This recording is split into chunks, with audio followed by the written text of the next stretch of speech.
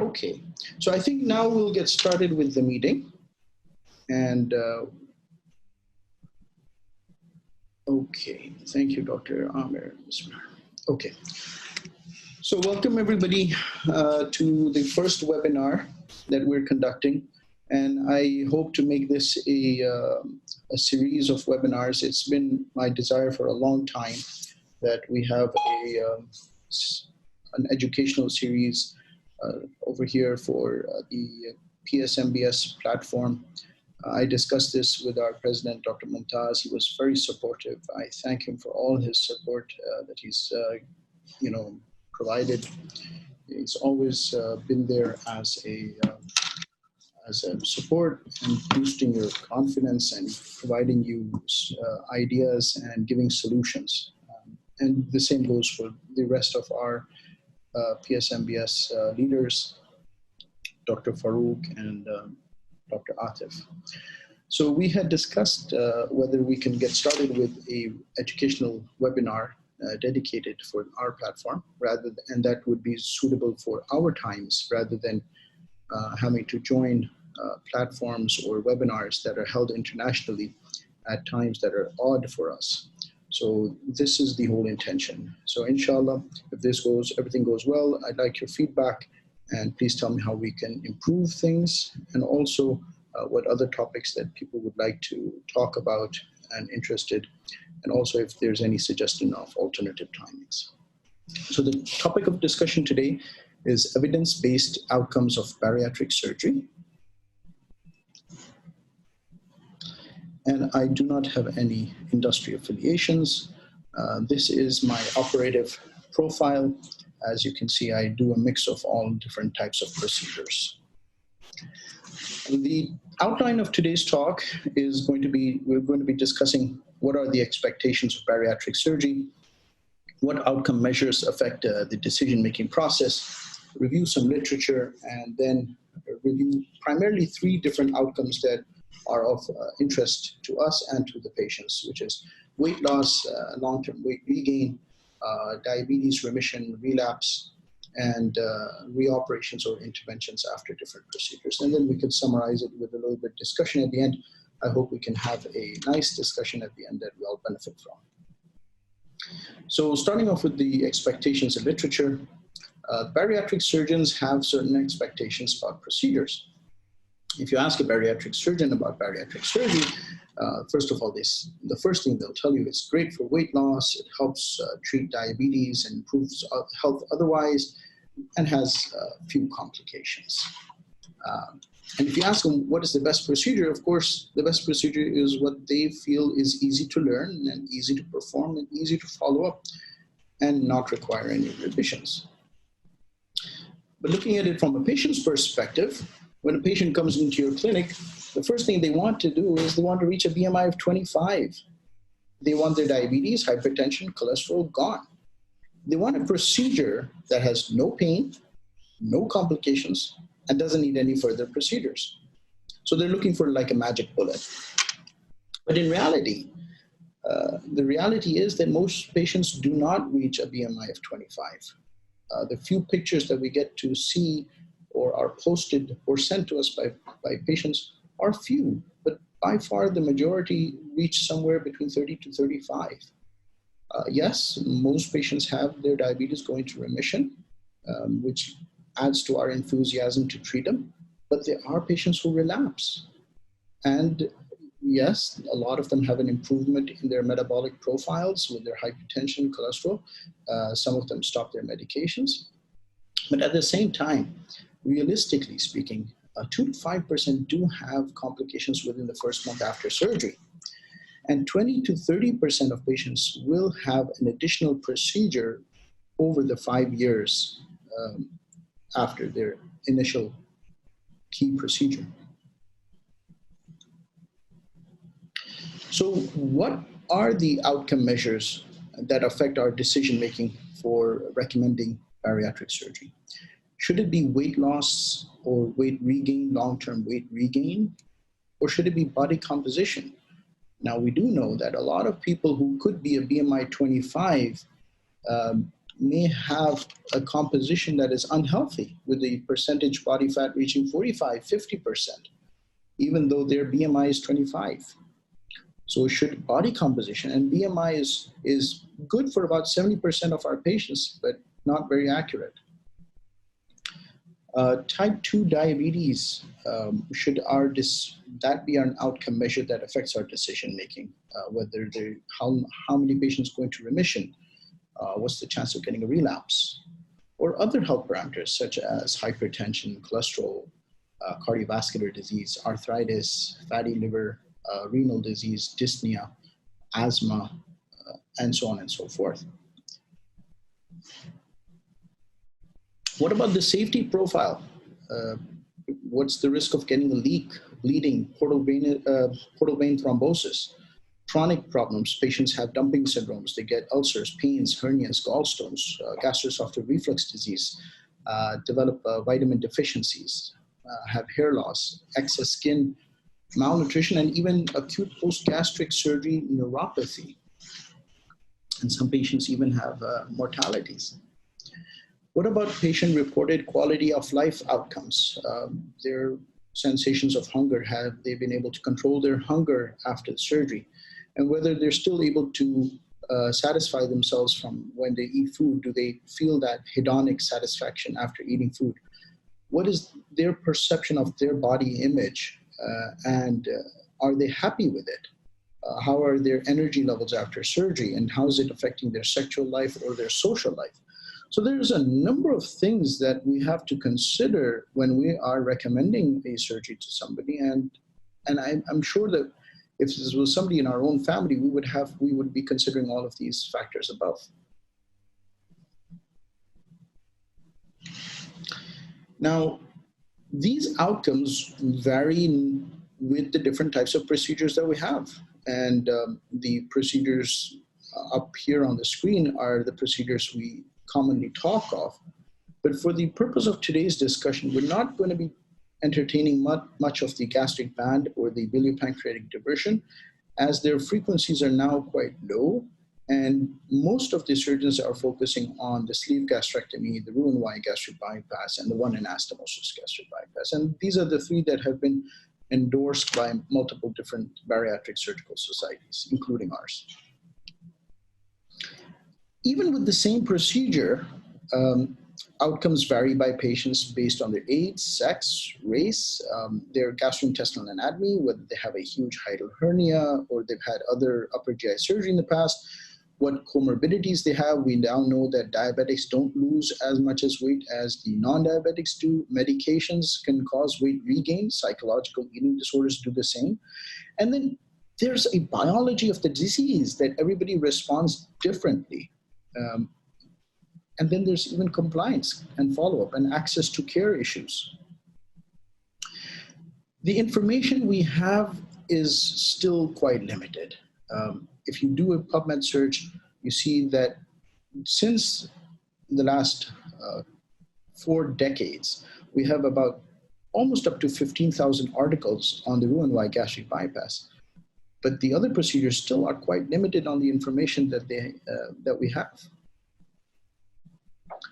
And primarily the reason for that is that since the advent of bariatric surgery, it took a while to get popular, primarily because it was a very difficult operation. And when it started to become done laparoscopically, it got popular. And that's when interest developed to prove bariatric surgery as a modality for treatment of metabolic syndrome. And so in the first decade of 2000 to 2010, most of the studies were focusing on surgery versus medicine for weight loss and type 2 diabetes. These are some landmark articles. Sugarman published this report in June 2003, showing diabetes and hypertension and the effects on them by gastric bypass and weight loss. Shower published this report in 2003 as well, again, commenting about how gastric bypass is very effective treatment of diabetes. A meta-analysis by Buchwald in 2004, looking at multiple different medical conditions and how they're affected by bariatric surgery. A landmark paper that was then published in 2007 by the New England Journal of Medicine, looking at the Swedish obesity patient population.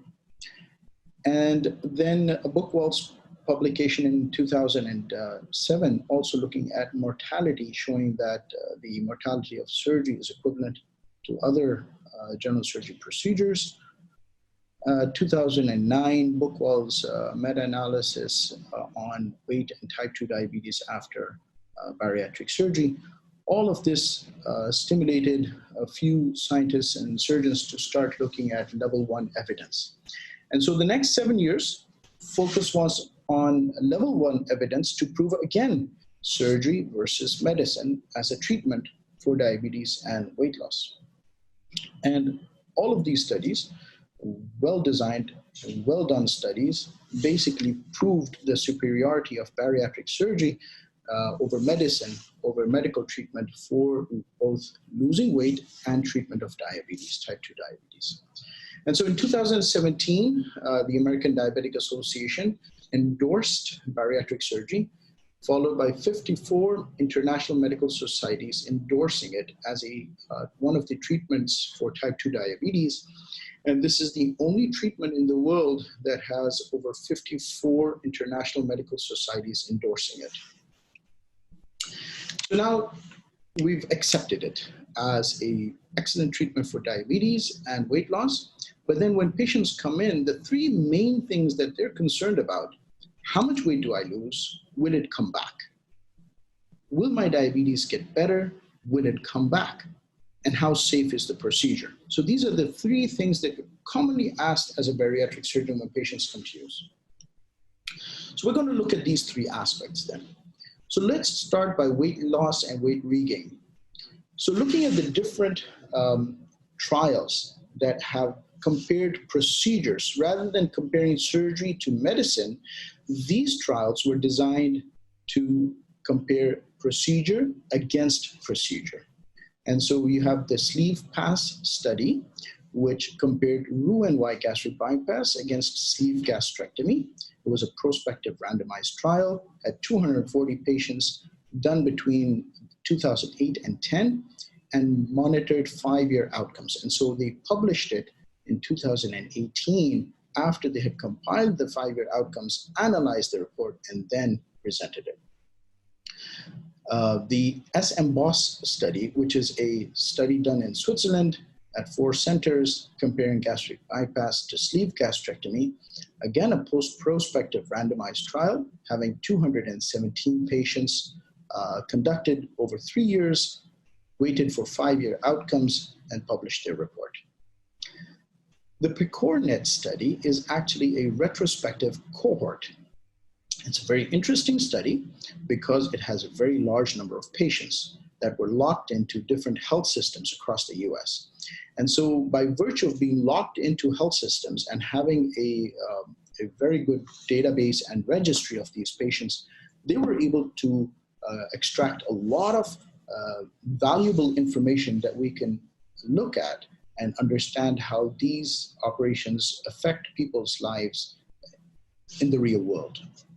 And so they looked at gastric bypass versus sleeve gastrectomy, and also looked at adjustable gastric banding, because at that time gastric banding was popular in the US. It was done between the years 2005 to 15. They followed the group for 5 years in their database and reported their outcomes.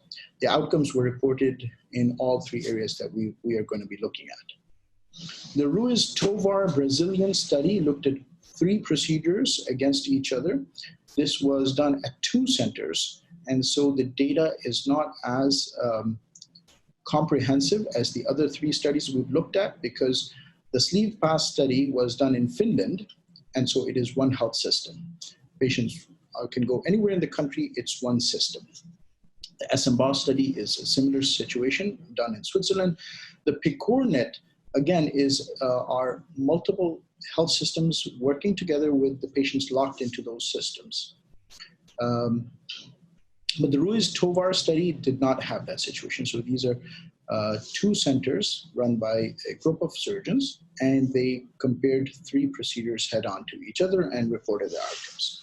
The Omega study was a very well-designed French study, multi-center study, a very well-designed prospective randomized trial. They reported their outcomes at 2 years and did not, the study was ended due to the complications that they were identifying for patients. And recently, we've also got the Shiva Kumar study that was published in 2018 from India, which had their group of patients comparing between one anastomosis gastric bypass and sleeve gastrectomy. Again, a prospective randomized trial, well-designed trial, well-reported outcomes at 3 years with 90% follow-up. So let's look at the weight loss that we're all concerned about, because as bariatric surgeons, that is something we all hinge our success upon. How much weight did my patient lose? And the patients also feel that is a success marker. So the sleeve pass study, which I explained is a Finnish multi-center study, was a study of equivalence. So the design of the whole study was to see if they're equivalent to each other, the Roux-en-Y gastric bypass versus the sleeve. The technique that they used, they gave a biliopancreatic limb between 50 to 80 centimeters. The Roux limb was 150 centimeters. They did not close the internal hernia defects. The sleeve gastrectomy was done with a generous antrum, but a narrow sleeve. And if you look at the outcomes, the 5-year excess weight loss, and of course, we have to understand that at the time that they started this study, excess weight loss was one of the common outcomes that was being measured and reported, and now we've moved away from that. We now use total weight loss in our reporting. So at that time, 5-year excess weight loss was 49% for a sleeve and 57% for a Roux-en-Y gastric bypass. When they did their statistical analysis, it was clinically significant, but not statistically. And the reason is, for an equivalence, to rule out equivalence, they said that the bypass should have weight loss more than 9 standard deviations from a sleeve gastrectomy. And so if you look at this picture, you can see that at 1, 3, and 5 years, the marker of the, can you see my cursor when I move this? Yeah. So if I use my pointer, you can actually see my pointer? Yeah. Okay, good. Okay, so you can see my pointer. So if you can see here that this, to get statistically significance, it had to be outside here. And we can see that there's an obvious difference between a bypass and a sleeve, but they didn't reach statistical significance. They reached clinical significance. So we didn't reach statistical significance, but they concluded that the procedures are not equivalent to each other in weight loss. The SM Boss study was slightly different. They had 4 centers. They did a 50 centimeter biliopancreatic limb, a similar sleeve gastrectomy, similar number of patients, and their design was to assess difference in weight loss over 5 years. And they concluded that there was no difference over 5 years. And here's the PICORNet study. The PICORNet study, as I said, is multiple centers across the US. And so patients were within these health systems. They couldn't leave the health systems. It's the largest ever reported retrospective cohort over a decade. Largest number of patients, 46,500 adult patients, almost 544 young patients, adolescents. Type 2 diabetes, 10,000 patients. They reassessed 34,714 patients for any surgeries or reoperations that were done over 5 years after the index procedure. So this study is representing the real world circumstances, the closest you can get to the real world circumstances. And so the weight loss, as you can see in this graph here, this is the gastric bypass, 1 year, 3 years, and 5 years. This is the sleeve gastrectomy, and this is the gastric band. And the colored portion is the variation that they see.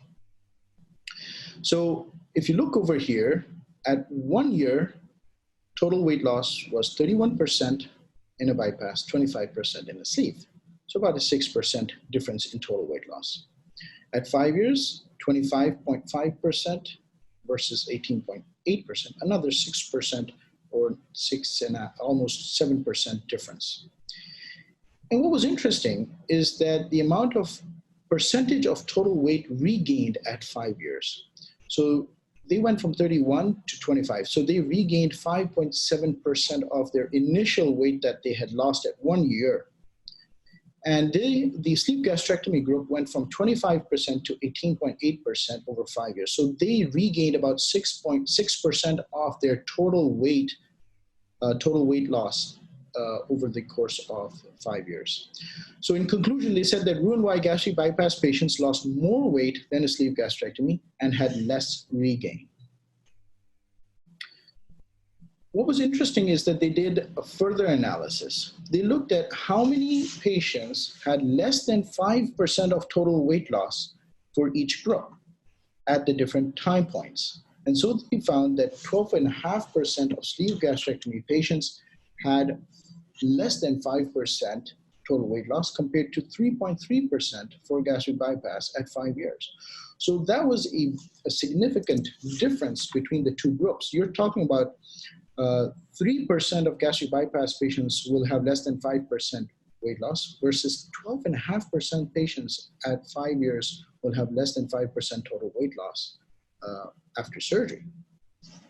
A further subgroup analysis revealed that these features were commonly found with patients who had poor weight loss or lesser weight loss compared to the rest of the cohort if the patient was elderly above 65 years old, if the patient was male, diabetic, or had a BMI less than 50, their total weight loss was less than the cohort mean. Now let's go to the Ruiz-Tovar study, the Brazilian study. Now, it's interesting to look at their technique of doing a one anastomosis gastric bypass because they would actually measure the total length of the small bowel, and 60% of that would be part of their biliopancreatic limb, giving a very long biliopancreatic limb, somewhere between 200 to 350 centimeters, and a relatively short common channel between 180 to 250 centimeters alone. And they were comparing it to a Roux-en-Y gastric bypass, which had about 100 centimeter biliopancreatic limb. So they did not find a significant difference between sleeve gastrectomy and Roux-en-Y gastric bypass. Despite giving a 100 centimeter biliopancreatic limb, the weight did not significantly differ between a sleeve and a Roux-en-Y gastric bypass. The one anastomosis, however, was significantly more weight loss at every time point and did not have any weight regain as compared to the other two procedures. Going to the Omega trial, which is a French multi-center trial of non-inferiority, and looking at 2-year outcomes, comparing the one anastomosis gastric bypass to the Roux-en-Y gastric bypass. Again, very long biliopancreatic limb, 2 meters, and a Roux limb of 150 centimeters without specifying the biliary limb. So in this trial, again, it was designed for non-inferiority. Their hypothesis was the one anastomosis gastric bypass would not be inferior to the Roux-en-Y gastric bypass if the difference in excess BMI lost is less than 7%.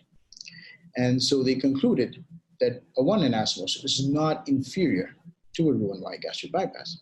Of course, you look at the excess BMI lost, it's quite a lot. 90% excess BMI lost in a one anastomosis versus 84% in an excess BMI lost in a Roux-en-Y gastric bypass. Both of these are very good weight loss results. But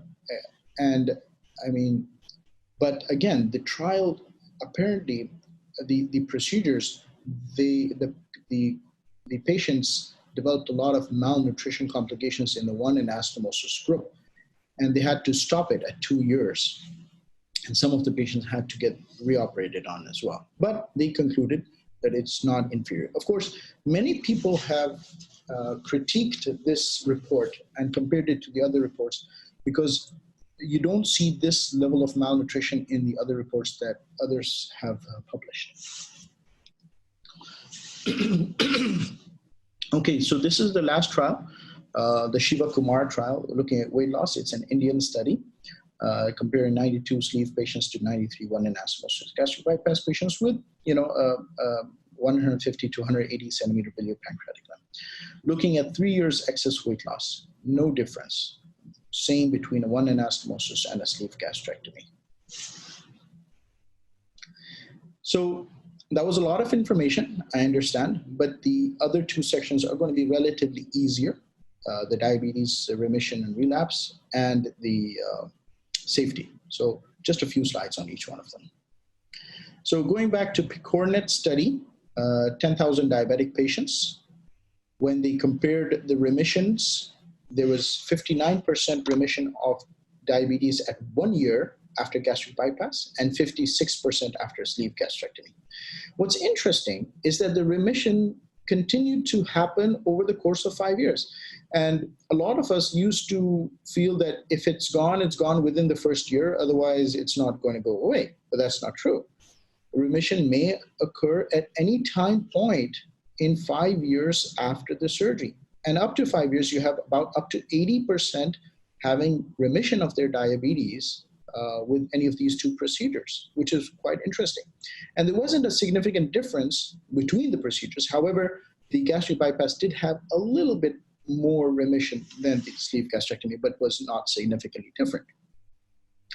The other slide is interesting, though, is that they continue to follow the patients who had gone into remission for the next 5 years and seen how many of them had a relapse.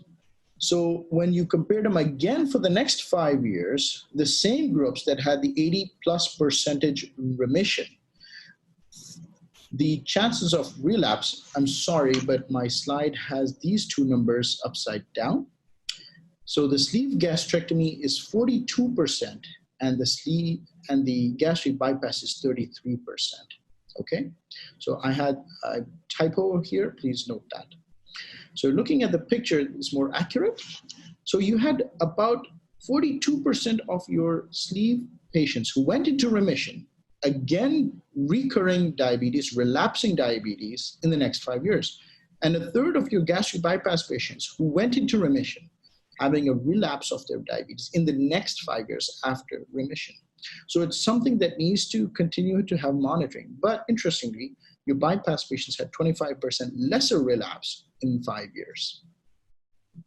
When you look at the Ruiz-Tovar study, no difference in diabetes remission between the three procedures at 1 and 2 years, but statistically significant at 5 years, and the one-in-anastomosis being better, with, of course, all that length of small bowel that's being bypassed. Now let's compare the trials for diabetes, and the definition is long-term diabetes remission with an A1C less than 6.5%. And you can see that comparing the sleeve pass, the SMBOSS, and the Stampede trial, as well as the Ruiz-Tovar trial, between a Roux-en-Y gastric bypass and a sleeve gastrectomy, there isn't a statistically significant difference between any of them. And when you collect all four together, you still don't have any statistically difference. So pretty much the remission rates are the same between a gastric bypass and a sleeve, with a slight trend of better remission with a gastric bypass, but not statistically significant. And of course, we have the PCORNET study telling us how the relapse occurs a little bit more in the sleeve gastrectomy patients in the following 5 years after the remission. The Shiva Kumar study looked at 3-year outcomes and did not find a difference between one-in-anastomosis or the sleeve gastrectomy. So now we're just coming down to the last few slides now, and we're on time. Looking at safety. So what was described as safety is the chances of getting reoperation or reintervention related to the surgery. So when you compared the only 3 studies that actually reported it was SMBOSS, sleeve pass, and PCORNET, because they had the health systems that people were locked into, And so they could have accurate information. The other studies could not give us accurate representation, but only listed their complications, but could not accurately follow the patients for any reinterventions and did not report them either. Interestingly, you do have to know that the sleeve pass study, as we discussed, they did not close the internal hernia defects. So they did have a few patients coming back with internal hernias. In the SM-BOSS study, some had closure, some did not. And of course, these studies were done at a time when closure of internal hernia defects was still being debated amongst the bariatric surgeons. And now it's understood it's something that has to be done. So that is why we have a slightly higher number of procedures or reoperations in the gastric bypass column for both the SM-BOSS and the sleeve pass study. But if you look at the PCORNET study, this was a multi-center trial.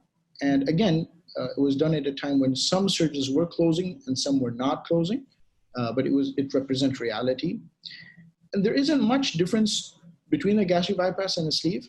However, when you add to this number the number of endoscopies that was also done as an intervention, then it becomes quite significant. So then you see 30% of your gastric bypass patients having some form of a reoperation or a reintervention within the 5 years after their index procedure versus 23% in a sleeve gastrectomy. So this is something patients should be informed that you have about a quarter of a chance of getting some sort of a procedure or an endoscopy done down the road. So in summary, and I understand it's a lot of information that we've gone over, but we're just going to try to summarize the 3 areas that we've been measuring. So patients will seek advice about what is the right procedure for them. And looking at all of this data, what we can comfortably say is that you do have a possibility of having better weight loss and better diabetes remission with either gastric bypass, the Roux-en-Y or the one anastomosis, compared to a sleeve gastrectomy. So if you look at healthcare, remission of disease, it is somewhat better than in the bypass group versus the sleeve gastrectomy group. And similarly, the Roux-en-Y and the one anastomosis have lesser weight regain or diabetes relapse compared to the sleeve gastrectomy group. But at the same time, it's very obvious that the sleeve gastrectomy has a better safety profile than both gastric bypass procedures, with lesser reoperations and reinterventions over 5 years. And so this is the kind of information that we have to be clear about with our patients when we're counseling them. And I believe that's the last slide. Yes, that is the last slide. Well, thank you very much.